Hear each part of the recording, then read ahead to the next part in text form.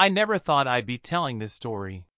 Never thought I'd be the guy who saw his life fall apart in slow motion, like a movie where you want to warn the main character, but he keeps making the wrong decisions.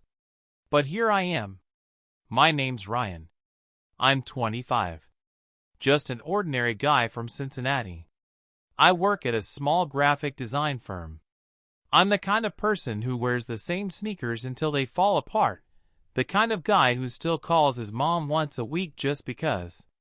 I thought my life was simple, safe. And then, I found the crack in the foundation. I met Lily in college. She was a year ahead of me. Smart, ambitious, the kind of woman who could light up a room without even trying. When she laughed, I swear it felt like everything in the world was okay, even if just for a second. We got married 2 years after we graduated. It wasn't a fancy wedding, just close friends and family at a park overlooking the river. She wore a simple dress. I couldn't stop smiling that day. I kept thinking, this is it. This is happiness. We moved into a little house on the west side. Nothing special. The kind of house that creaked at night and had pipes that groaned in the winter. But it was ours. Or so I thought. The first sign was the leak. It started with a small stain on the kitchen ceiling. At first, I ignored it, hoping it'd magically fix itself. Because that's what you do when you're 25, and you don't know the first thing about houses. But the stain grew, and soon enough, a droplet formed. Lily was the one who called the plumber. She was always better at handling those things. I was grateful for that. I didn't think twice about it when she said, "I'll take care of it, babe. Don't worry." And that's how Eric entered our lives. Eric was, well, he was one of those guys who seemed to have it all together. Mid-30s, tall, confident, with that kind of easy charm that makes you feel comfortable the second you meet him. He shook my hand firm, looked me in the eye, and said, "Don't worry. I'll get you fixed up in no time." And he did. The leak was gone by the end of the day. He even cleaned up after himself. I remember thinking, man, I should leave this stuff to the pros more often. After that, Eric became our go-to guy. Whenever something broke, leaky faucet, running toilet, clogged drain, Lily would call him. He was reliable, and I appreciated that. I was busy with work, and honestly, I was relieved I didn't have to deal with it. But now, looking back, I wonder if the first crack wasn't in our ceiling, but in our marriage. It was a Thursday evening when I noticed something that didn't sit right. Lily was in the kitchen, humming to herself as she cooked. I came home later than usual. She didn't hear me come in at first. When she turned and saw me, she jumped a little, like I had startled her. "Hey," I said, setting my bag down. "Hey, babe," she said and smiled. But it felt forced. I tried to shake the feeling off. Maybe she was just tired. Maybe I was imagining things. We ate dinner. We talked about work. Everything seemed normal. But that night, when I kissed her goodnight, she hesitated. Just for a second. But it was there. And that's when the doubt started creeping in. The next few weeks were strange. She was on her phone more. Smiling at messages she wouldn't let me see. Going out, for errands, more often than usual. I told myself not to be the guy, the paranoid husband. But it gnawed at me. One day, I came home early. I had a client meeting canceled last minute. I thought I'd surprise her. Her car was in the driveway. I walked up, opened the door, and heard voices. A man's voice. Laughing. I froze. I listened. The voice was familiar. Eric. I wanted to believe they were just talking about a sink or a busted pipe. But the way she laughed, I hadn't heard that laugh in a long time. It wasn't the polite chuckle she gave me at the end of a long day. It was light. Joyful. I stepped into the house. "Lil?" I called. The voices stopped. Eric came out from the kitchen, wiping his hands on a rag. "Hey, Ryan! Just finished up fixing the garbage disposal." Lily appeared behind him, cheeks flushed. "Hey, I didn't expect you home so early." Neither did they. That night, I couldn't sleep. I stared at the ceiling, listening to the creaks of the old house, the same sounds that once felt comforting. Now, they felt like whispers of betrayal. I wanted to confront her. But what would I say? I didn't have proof. Just moments, glances, laughs that didn't belong to me anymore. So I waited. I started noticing more. The small changes. Her perfume when she came home late. The way she kept her phone face down on the table. The tension in the air, so thick I could barely breathe. And then came the first twist. I got a call. From Eric. "Ryan, can we talk?" he said, his voice quiet, almost guilty. I felt my stomach drop. "Sure," I said. We agreed to meet the next day. And that's where this story really begins.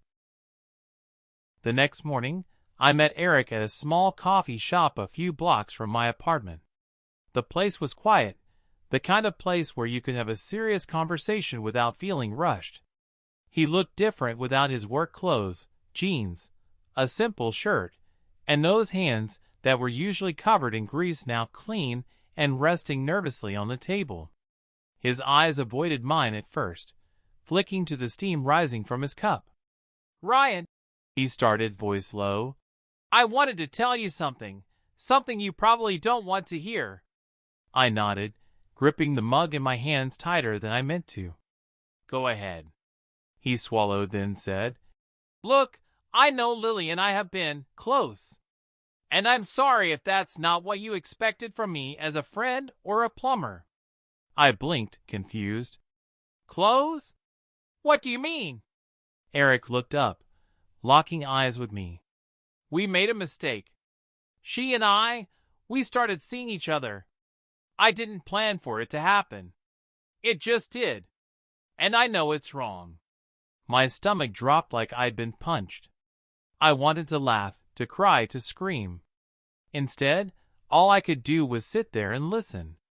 "I didn't want to hurt you," he continued. "I tried to back off. But it's complicated."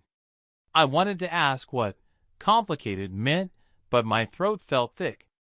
I felt like I was drowning in the words I didn't want to hear. "Why are you telling me this now?" I finally managed. "Because I thought you should know before things got worse. Before you found out from her, or worse, from someone else." I stared at my coffee, the bitterness matching the taste in my mouth.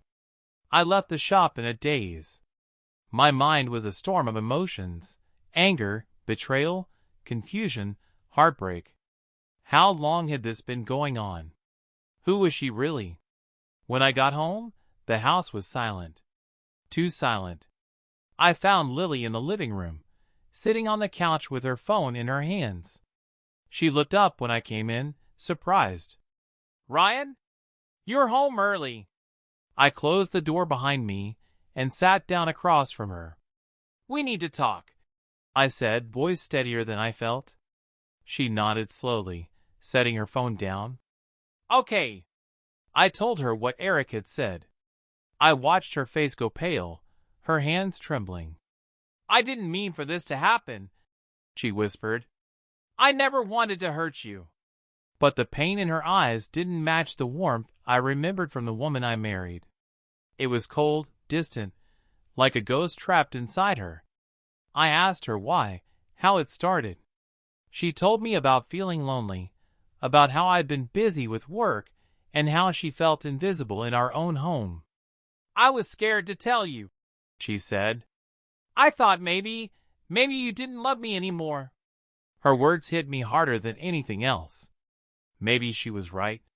Maybe I had been so caught up in my own world, I hadn't seen her slipping away. But then came the twist I never expected. That night, I went through her phone. I know, it's not something I'm proud of. But I needed answers. And what I found wasn't just messages with Eric. There was another man. Someone named Daniel. Texts full of laughter, secrets, plans. They spoke about meeting in secret, about wanting to leave. My head was spinning. Lily was living a double life. I confronted her again. Tears streamed down her face as she admitted everything. Daniel was her ex-boyfriend. They'd reconnected recently. She'd been torn between the past and the present, and she didn't know how to choose. "I'm so sorry, Ryan," she said. "I'm so lost." That night, I didn't sleep. I lay awake, wondering what love really meant. If it was enough to hold on, or if sometimes it just wasn't enough at all. The morning after that long, sleepless night felt heavy, like the air itself was thick with all the things I couldn't say. I got up early and made coffee, hoping the routine would steady my nerves. But even the smell of it couldn't shake the knot in my stomach. Lily was still asleep when I left for work. I wanted to say something, anything, that might fix us. But the words caught in my throat. I drove to the office, my mind racing faster than the city streets outside. Work was a blur. I sat at my desk, staring at designs and emails, but I wasn't really there. I kept replaying every moment, every smile and every silence, searching for signs I'd missed. Around noon, my phone buzzed. A message from Lily. "Can we talk tonight? Please." I hesitated. Part of me wanted to avoid the conversation forever. The other part, the part that still loved her, said yes. That night, we met at the little park where we had our wedding. The river glistened under the streetlights, and for a moment, I remembered why we fell in love. She looked at me with tired eyes and said, "I don't want to lose you, Ryan, but I don't know how to fix this." "I don't either," I admitted. "But we have to try. I can't pretend I'm okay with all of this." We talked for hours, about us, about what went wrong, about the distance that grew between us like an invisible wall. Then came the hardest question. "Do you want to stay married?" I asked. Lily looked away, biting her lip. "I want to, but I'm scared. Scared that we're just holding on to memories." That's when the second twist hit. A car pulled up nearby, and out stepped Daniel. My heart stopped. Lily tensed beside me. Daniel walked over slowly, eyes locked on mine. "I'm sorry for crashing this," he said.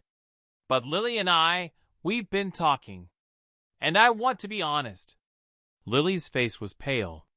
"I think you deserve to know everything," Daniel said. "I don't want to come between you guys, but I'm not going anywhere." The moment shattered the fragile hope I'd been clutching. I felt like the ground gave way beneath me. Lily looked at me, tears streaming down her face. "Ryan, I'm so sorry. I never wanted to hurt you." I shook my head, trying to process it all. "Why didn't you tell me about him?" I asked. "I was scared," she whispered. "Scared of losing you, but also scared of being alone." I realized then how tangled our lives had become, how love and fear were wrapped around each other, suffocating us both. That night, I went home alone. The house felt emptier than ever. I sat on the couch, staring at the ceiling, thinking about all the choices ahead. Stay and fight for something broken? Or let go and try to find myself again? The days after that night felt like I was walking through a fog. Every moment was heavy with unspoken words, every silence louder than before. I tried talking to Lily again, tried to find a way back. But the more we talked, the more I realized something I'd been denying for weeks. Some things can't be fixed. I sat down with her one evening in the living room, the same room where we'd once dreamed about a future together. "Lily," I began, voice trembling. "I've thought about us. About everything that happened. And I think it's best if we separate." Her eyes filled with tears. "Ryan, please. We can get through this. We just need time." I shook my head, the weight of the decision settling in my chest. I love you, but love isn't enough anymore. We're holding on to pain, to lies. It's not healthy for either of us. She looked away, silent. Divorce wasn't something I ever imagined for us. Not this soon. Not this painfully. But sometimes, loving someone means knowing when to let go. We agreed to take the next steps quietly.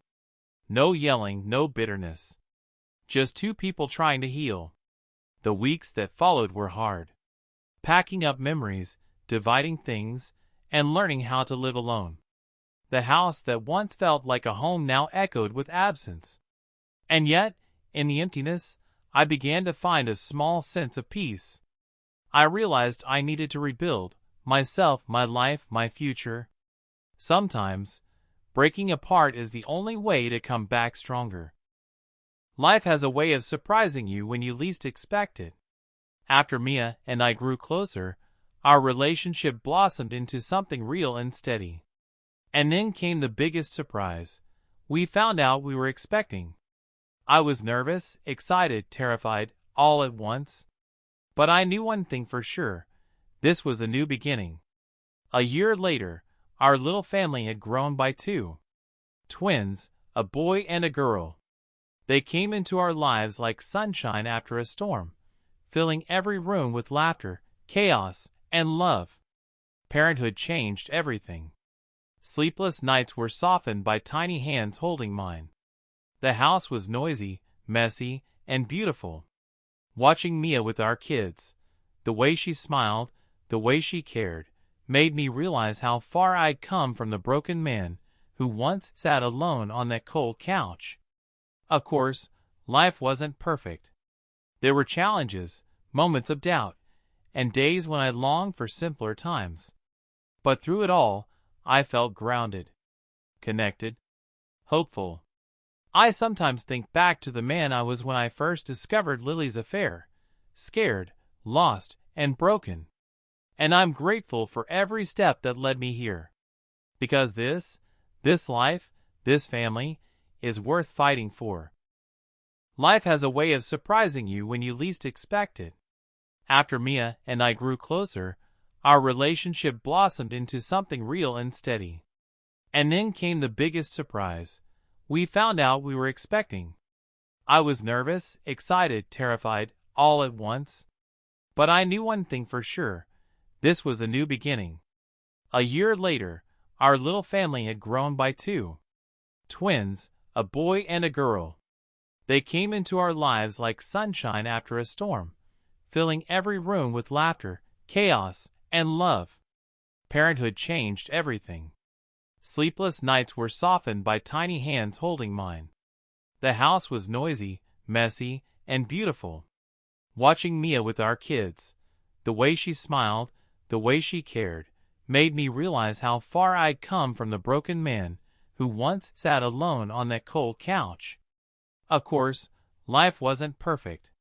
There were challenges, moments of doubt, and days when I longed for simpler times. But through it all, I felt grounded, connected, hopeful. I sometimes think back to the man I was when I first discovered Lily's affair, scared, lost, and broken. And I'm grateful for every step that led me here. Because this life, this family, is worth fighting for. Standing in the backyard with the twins playing at my feet, I sometimes catch myself smiling without even realizing it. The house around me still creaks and groans, but now it's filled with life. With love. It's been a long road to get here. From the moment I first suspected Lily's betrayal, to the painful conversations, the heartbreak, and the decision to walk away, it felt like my world was ending. But in reality, it was just the beginning of a new one. Mia and I have built something steady and real. Our kids remind me every day what love can look like when it's patient and kind. Sometimes I think about Lily, about what was lost and what was learned. I don't hate her. I don't blame her. We were two people trying to find happiness in different ways. Life doesn't come with guarantees. It doesn't promise forever. But it gives us chances. to heal, to grow, to love again. And that's what I'm doing. Loving again. Living again. The wrench at our home wasn't the end. It was the tool that helped me rebuild.